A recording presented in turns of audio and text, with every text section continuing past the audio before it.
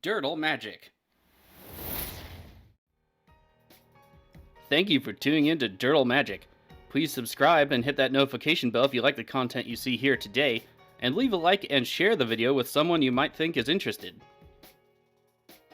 Leaving those likes really helps us out, but another way to help us out is by using our TCG Player affiliate link below. If you're looking for singles, sealed product, or gaming accessories, please consider using our link to support the channel. We also have some playmats at inkgaming.com. Go ahead and hit the link in the description to check those out. Alright, let's grab some spells and dirtle with some magic. Hello and welcome back to Dirtle Magic. Today we're playing some more Dina Soul Steeper. Looking at our opening hand, we do have 2 lands and some land search, so I think we can keep this one.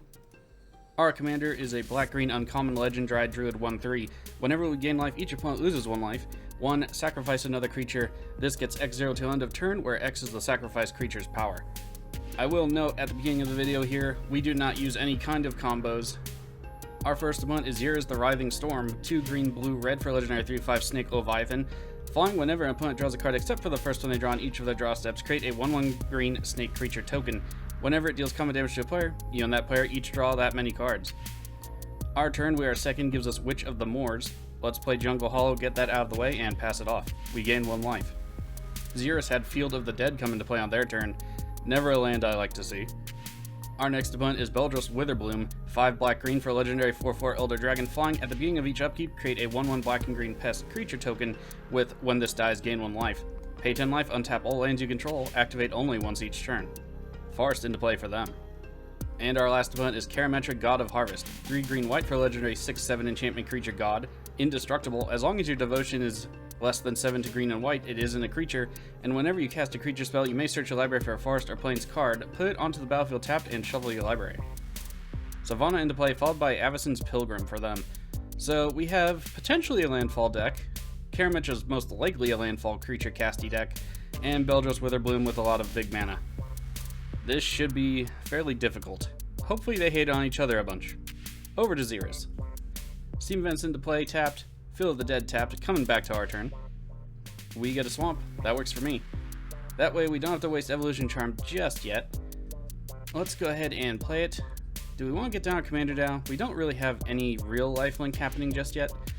So let's get down Valentin, Dean of the Vein.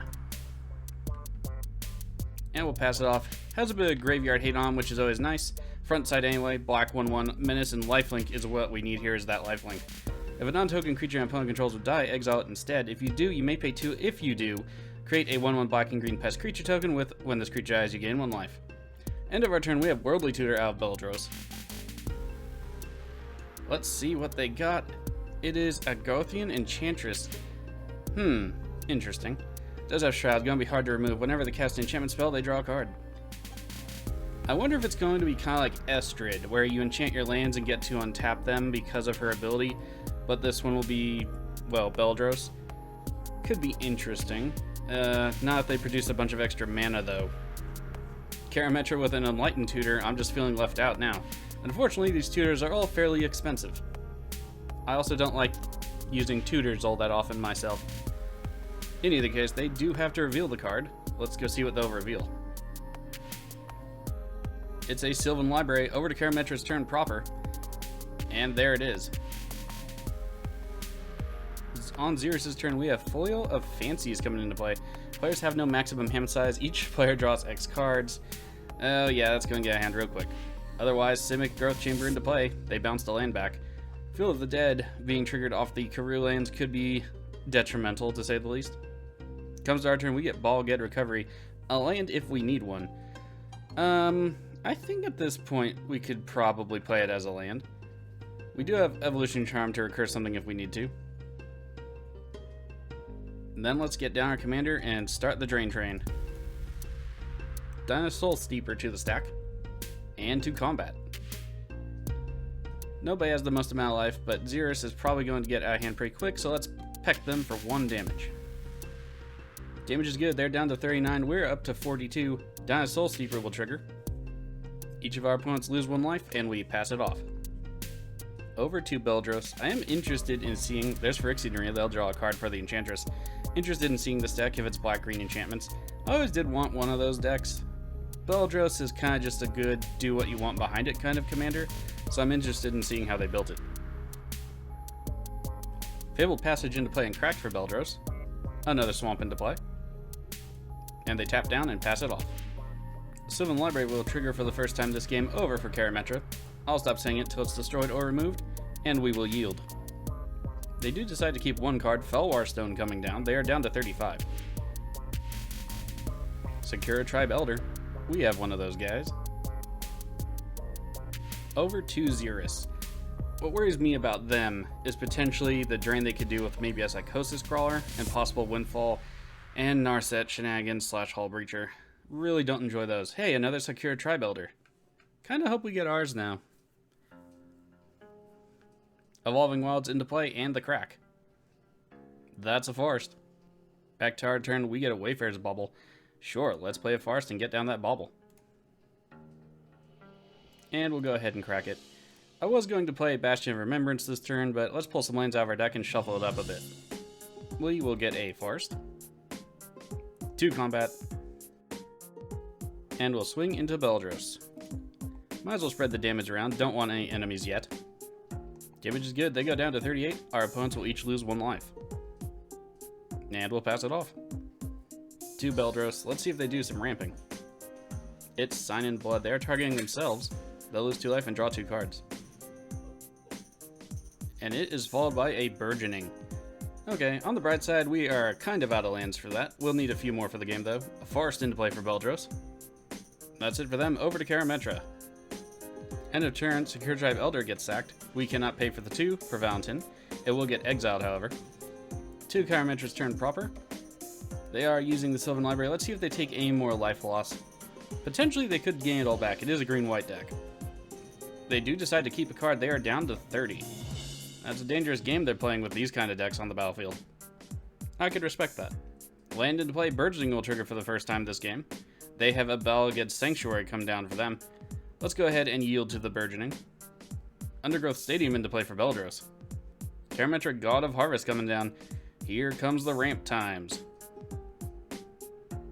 On the bright side, did add some exiling removal to the deck. Steve sacrificing on the end of Karametra's turn. Again, we cannot pay to make a pest, but it will be exiled. Over to Xyris' turn. They don't have a red source yet, but they could do a land drop for the turn. They had a land come into play at the end of Karametra's turn. So all they need is that 1 extra mana, and then portfolio activations, and they're to town. Luckily we do have Putrefy. Land into play at Cascade Bluffs, there's a red source, more or less. And there's Xyris the Writhing Storm.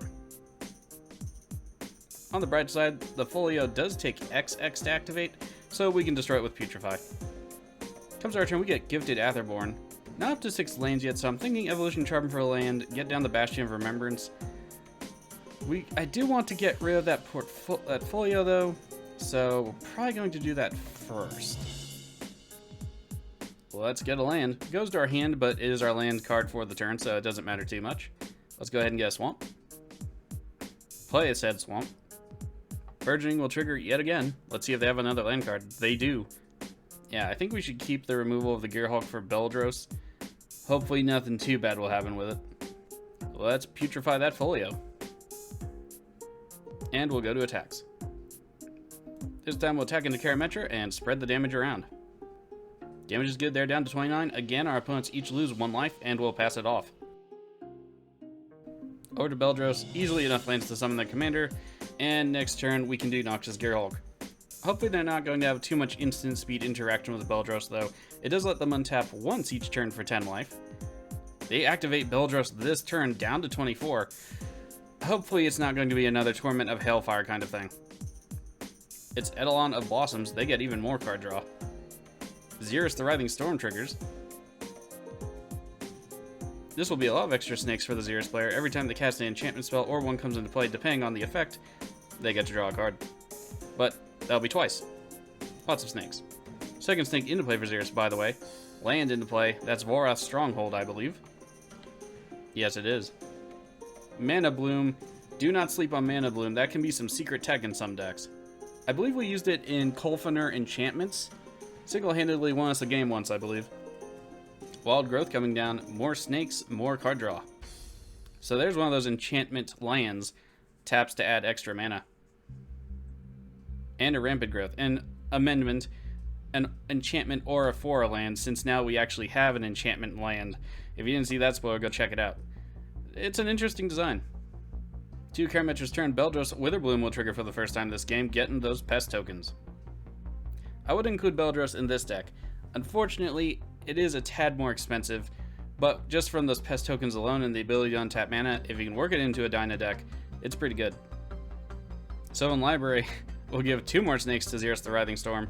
Didn't even need the folio, apparently. I do hope we run into, was it Pest Infestation? So we can get rid of a few different things.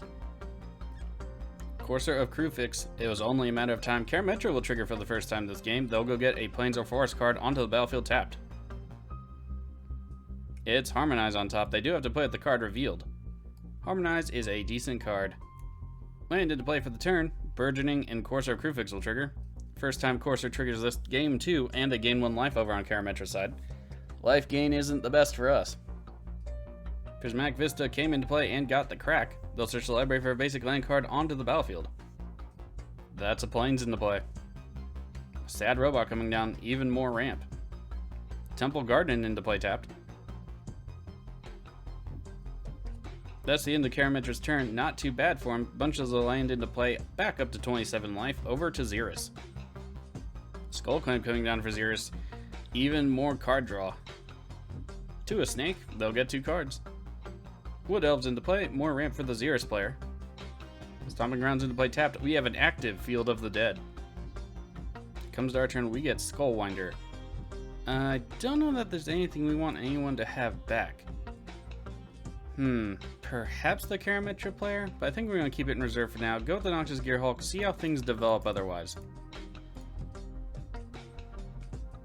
Noxious Gearhulk into play after some political stuff. Let's get rid of Beledros.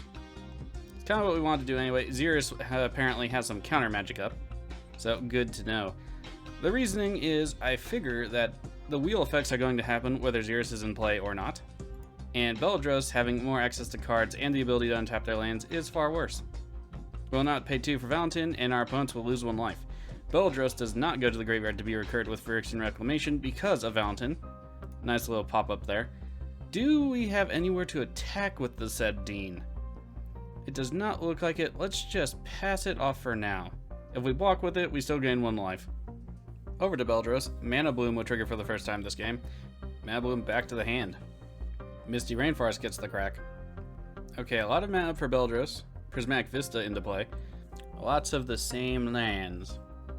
Beledros Witherbloom coming back down for that player. They are at almost half their starting life total though, so without some life gain, they're in a more dangerous position than not. Unfortunately, Exsanguinate is a card. Mana Bloom coming back down, X equals 1. 2 more cards for the Beledros player, more snakes for Xyris. They pay 10 life on Beledros' side to untap all of their lands there, down to 11. This doesn't bode well. Pontiff of Blight. Other creatures you control have Extort. That was something I was considering for this deck. We just don't really concentrate on tokens or pest tokens to make that a viable option necessarily, but it could definitely work in here. The Xyris player, I believe, is contemplating a counterspell based on the chat. Hopefully they do it. We could potentially kill Beledros in a little bit with that help, but then we have 2 other opponents to deal with. It's Arcane Denial, it is a counterspell. Veto Thorn of the Dusk Rose. That's also something else I considered for this deck. Still might add it. We don't really use combos, but having people believe you online that you're not using combos is kind of hard. So, still might add it though. Rancor coming down, where's that going? Rancor is on to Beledros, that is a 6/4 flying tramply dragon. Oh, to Karametra's turn, we have a number of triggers. A pest token, the Xyris player will draw 1 card, and the Beledros player will draw up to 2 cards. To Karametra's turn and the draw step, Sylvan Library triggers, and so does Xyris. Arcane Signet on the top after a land drop. Emeria Angel, that's some landfall for some birdies. I do wish to get Golgari Charm just so we can -1/-1 everything. Not the most beneficial card ever. However, I just kind of want to do that. We did add some other mass removal to the deck. Find and Finality is now in here. I do like that card. potentially could save our bacon, but we'll have to wait and see. Oh, there's a Bane of Progress. Unfortunately, Noxus Gearhulk is going to kick the bucket, but I can't agree with this play. Was hoping we had one in the deck. We do not, however. Avacyn Angel of Hope on top of the library. That's not good. Bane of Progress into play. Let's see how big it gets. It becomes a 14/14. That's not terrible. Again, no mana to make a pest token. Over to Xyris' turn. 7 cards in hand, some mana on the battlefield. Their Skull Clamp is gone, but that's really all they lost. The Bane of Progress really much more hurt Beledros. I believe they lost a number of things. The land enchantment, Eidolon of Blossoms, Rancor, all of it. Land into play, and another zombie for Xyris. Bident of Thassa coming down. Uh-oh. Xyris on the attack. I was just thinking Cassetto might be good in here because it is just a snake and not a Naga. Make it unblockable. I mean, it does have flying, but sometimes you need it to be unblockable, so why not? Alright, let's see where everything is going. Looks like we're taking everything. That is unfortunate. Do we want to block a snake? They do not have Death Touch, so I guess we can block one. And unfortunately, just see where things go from here. One snake goes down, Xyris the Writhing Storm will trigger, and unfortunately, they will draw 5 cards. That's not my favorite. We go down to 41, still pretty healthy, but we're just not drawing any removal that can get rid of a massive amount of tokens. It's in the deck, we just have to get to it. We do draw 3 new cards. Essence Warden will be very good this game, assuming it doesn't blow up. We do take 3 commander damage, however, and the Xyris player will also get to draw 3 cards. 3 visits, they'll search the library for a forest card and put it onto the battlefield. That will be another zombie for Xyris. Edric Spymaster of Trest also coming down. Oh boy. On the bright side, they are tapped out of mana. We do not have to fill a counterspell for the Essence Warden, so we will definitely play that next turn. Unfortunately, still probably not long for this world, unless we draw Lightning Greaves or Swiftfoot Boots. To our turn, we get Bow of Nyla. Not too many small flyers. Could shoot the birds if we want to. It's really there for the counters in the life gain, though. Well, let's play a Forest. And then I think at this point we want to play Bastion of Remembrance, Gifted Aetherborn, and the Essence Warden. They could have a free counterspell over there, but nothing risked, nothing gained. Essence Warden to the stack. She makes it into play. Fantastic. Let's do the Gifted Aetherborn. We gain a life, Dina will trigger. And then let's do the Bastion of Remembrance in case we get wiped. Bastion into play, we get a token. Essence Warden, and Dina. Okay, well, let's pass it off. Green up, nothing to do with it, but maybe we can bluff out a Nature's Claim. To Beledros' turn, they make a pest. We will yield to the Essence Warden and Dina triggers. Beledros is now inactive. If they want to activate it, they will kill themselves. Although, in the rules, you can't actually do that. Magic Online will enforce those rules, but if you don't have enough life to pay for a cost, you simply can't pay the cost. Eternal Witness coming down. What are they going to get back? They're getting back the Pontiff of Blight. Yeah, that seems like a really good move at this point. Now, the Pontiff of Blight did get countered on the stack, so the exiling effect from Valentine did not trigger because it has to die. And that's from the battlefield only, just in case anyone needed to know. Look at all those triggers. Let's see how many they can pay for. It looks like they have 6 untapped mana, so we could be going back down to 40. Not too shabby, but they will be going up to 12, still within kill range. If Xyris doesn't do anything to us yet, they could potentially use our field to take out their opponent, although it is a little bit risky for them. Oh yeah, Vito, forgot about him. We could be going down to 34. I'll see you on the other side of the stack, though. This looks like it's going to take a bit. Interruption to the stack process. We're down to 33. I misdid the math somewhere. Oh, I see. Whenever they gain life, target opponent loses that much life. Therefore, extort because it will give them 3 life. We lose 3. I see what I did here. That's terrible. We are probably going to die. Looks like they're out of mana for now anyway. We are down to 18. Doesn't mean we are living, though. And there's some more extort triggers. We're up to 19, but I don't think we're long for this world. Beledros was activated to untap the lands. Oh, and Karametra quits the game. It looks like they might be going after Xyris now, or just splitting it up. I think they have clearly enough activations to kill both of us. We are down to 15. Xyris down to 13. We are down to 11, and Rancor finally goes to the bottom of the stack, so it can go onto a Pest. Okay, they still have a lot of mana, 24 life to untap their lands on the next turn. They already did for this turn, and 6 cards in hand. Well played. And there's Vampiric Tutor, and that is most likely the game. Xyris quit the game. Writing's on the wall. No faults there.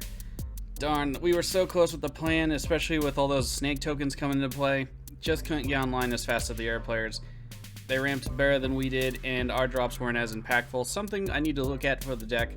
Might be a little bit too casual, and unfortunately, I think Dina is one of those commanders where you really just kind of have to have the combos, but I'm going to work very hard to make sure this deck becomes more viable and we don't have to use those combos. Anyway, like I said, good game to our opponents. Let's go ahead and give it to the Beledros player. Glad they knew their deck, glad they didn't quit when they went down to 11. And there it is, 1 vote for us, 2 votes for the winner, 2 votes for Xyris. Nice. Alright, let's go ahead and take a look at the deck, and frankly, it needs a lot of upgrading. Alright, and here's the deck.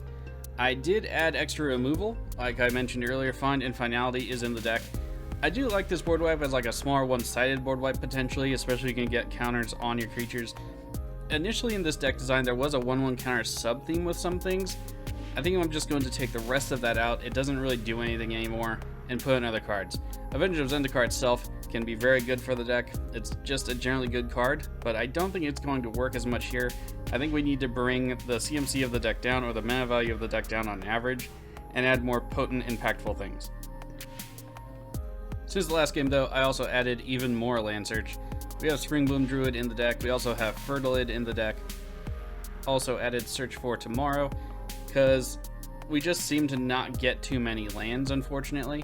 So might even add an extra land, although I did do that technically through Ball Gad Recovery. Some other things I want to work on are the 6 and 7 drops if we want to use any at all. I think I'm actually going to try and get rid of the majority of this, maybe keep Wound Reflection, and shove all of that into the lower mana value slots. Another addition to the deck was Gaze of Granite. This, had we drawn it, potentially for just black, green, would have destroyed all of the tokens. That would have been fantastic. I want to keep this one in here just because you can manipulate that mana cost on X, especially if we have more mana, which again is something else we need to address. And I was really looking forward to maybe casting a Golgari Charm for its first mode. All creatures get -1/-1 on the turn, just to wipe most of the tokens off the face of the earth. I think one last thing we have to add in here is Erebos, God of the Dead. I'm going to have to double check the price on that, rather. Make sure it's still hovering around $10 or less. I don't like to add too many expensive cards to the deck, because just to buy all these decks in EDH these days can cost, you know, usually $200 or upwards just for a casual deck. And I don't like to add too many, you know, $20 cards. In either case, if you did see any cards that you want to purchase for yourself in this game, in paper, sealed product, or gaming accessories to protect all the glory, please consider using the TCG Player affiliate link in the description below. It helps out the channel, doesn't cost you anything extra. On to the last game with Dina. Can we get to the point where we can just chain bleed our opponents to death? Potentially. In testing it has happened, but the deck definitely needs some upgrades. I don't think we can afford the 6 and 7 drops anymore. So I'm going to get to that. Until then, stay safe out there.